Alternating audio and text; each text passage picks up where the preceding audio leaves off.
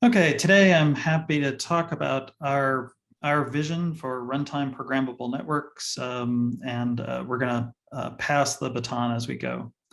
So to try to put this in context, we're going to try to argue for how important high velocity is for improving the manageability and functionality of networks. Of course, we've made huge progress towards making our systems and our networks higher velocity. So with P4 and other programmable network frameworks, operators can compile and reflash the data plane of network switches with new programs. And that means that we can make changes much more quickly than in the past, where in order to wait for a change, we'd have to figure out what the change we wanted, get the network switch vendors to introduce those changes, and then that would take, and then buy those switches that would take days or years or possibly long periods of time to do. However, the problem with this notion of reflashing switches means that there's potential for downtime for the switches or possibly packet loss. And we want to build systems that have really high uptime in order to be able to change the behavior of a switch. Potentially that means unloading the switch of its traffic, removing, and if it's a Tor switch, removing the virtual machines that might be running underneath the switch, and unloading those as well. So the consequence of that is could potentially take a long time to go and upgrade all of the switches in the network, potentially impacting the uptime. In order to avoid this downtime, what that means is the changes can't be done kind of automatically or really quickly. So changes have to be batched, they have to be relatively infrequent, and they have to be driven by operators. So what we want is to be able to really get the benefits of high velocity. So we can make frequent updates to the data path. And because whenever we make changes, we often make mistakes when we're making them, we'd like to be able to roll out new fixes for those changes when they happen. It's also true that once you're in production use, the networks are not static, so we want to be able to adapt really quickly to changes that occur. So an example would be trying to roll out a security response like immediately after we know the problem, rather than having to wait for weeks before we can get it out there. Finally, we also want these changes to be coordinated, not just at a switch level, but across multiple switches, and also all the way to the endpoints, so in the NICs and the servers, and be able to roll these out incrementally across our network over time. So that gives us our vision for what we're trying to do with FlexNet. So live changes across the network in seconds. So runtime reprogrammability for all of the devices in the network, all of the switches coordinated with changes on the NICs and the CPUs, with no downtime, no packet loss as we're doing this, with consistency guarantees as to that the coordinated programs on all of these systems are all working together, and that users can benefit from this, not just operators.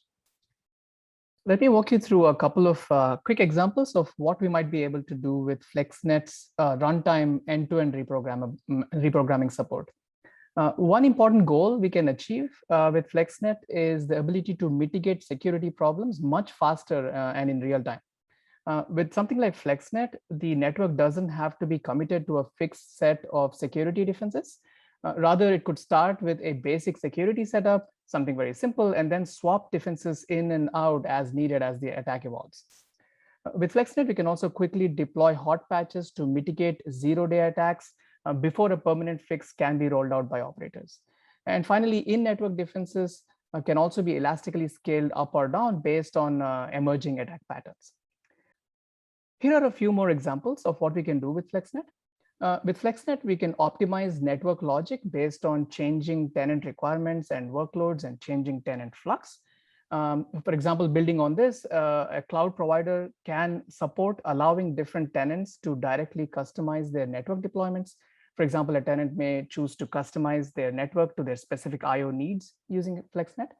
And also FlexNet's end-to-end reprogramming can help the operator perform infrastructure-wide changes in a synchronized incremental manner. And this might be necessary, for example, when the operator wants to roll out a new congestion control protocol or algorithm within a network slice or for a particular group of cloud tenants. And none of these kinds of interesting use cases and examples are possible within the purview of today's programmable networks. So is this actually possible? And is it actually possible now? And we believe the answer is yes. Recently, there's been quite a bit of work focused on making each of the individual network components be runtime programmable. We have traditionally had host kernels support runtime loading of eBPF programs in order to have kernel networking be dynamically configurable. But in addition to host kernels, recently both switches and SmartNICs are also supporting runtime programmability. For example, if you were to look at systems on chip, multi-core SmartNICs, they support runtime programmability, and so do FPGA-based SmartNICs if you were to take advantage of new techniques such as partial reconfiguration. And if you consider the upcoming NSTI paper on runtime programmable switches, it describes how one can have both hardware mechanisms and a programming framework so that you can load new logic onto these switches at runtime. Here, runtime programmability means the capability to add, remove, and modify match action rules, reconfigure control flow, and even change the packet header parser. So we have these elements. So given all of this, can we actually have a way of realizing FlexNet? To begin with, we would need a way to program the entire network and need new abstractions to map packet processing to individual components of this network. So we need whole network programming. In addition, we need to be able to have runtime reconfigurability of these loaded programs with making incremental changes which are minimally disruptive to each one of the individual components. And finally, we would need a control plane which would actually manage the network as apps move from one place to another place. So not surprisingly, FlexNet requires a whole network, whole stack approach, and it raises new challenges across the stack. So in the next few slides, we will touch on some of these high-level challenges. FlexNet supports runtime deployment, migration, and scale-in, scale-out of applications. Therefore, programming FlexNet requires new abstractions. We believe that this abstraction should hide the details that program components can migrate across the network, as the resources is fungible. Moreover, it should hide details about vertical and horizontal distribution. We call this a fungible datapath program. Our FlexNet compiler will analyze such a program and automatically generate the distribution and migration plan. FlexNet also supports incremental changes at runtime, which are different from specifying a data path from scratch. For instance, we envision that the network owner will provide an infrastructure program which contains common services such as basic ACL. But tenant extensions may be laid atop the infrastructure program, for example, to add DDoS protection.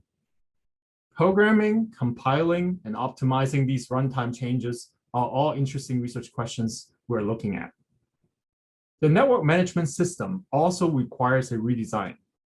Today, management and control solutions are box-centric and focus on individual devices. But FlexNet's apps can migrate across the network, so they are not committed to a fixed location. We need management solutions that are app-centric instead. New primitives are needed to name the apps, control their migration and replication without having to worry about device-level details. Furthermore, to achieve high performance, we're looking into supporting control operations with new data plane primitives. Let me summarize our view of FlexNet. In a non-programmable network, device logic is controlled by the vendor, and new features are delivered in years. Compile-time programmable networks change this picture because operators can change the device logic using management operations, which can be planned over the course of days or weeks. But a runtime programmable network delivers another orders of magnitude improvement in velocity. It puts the network users and tenant applications directly in charge of the device logic, and changes happen in a matter of seconds without downtime. Therefore, we believe that FlexNet opens up a new modality of network programmability, and it will change the way that we do networking research in the next generation.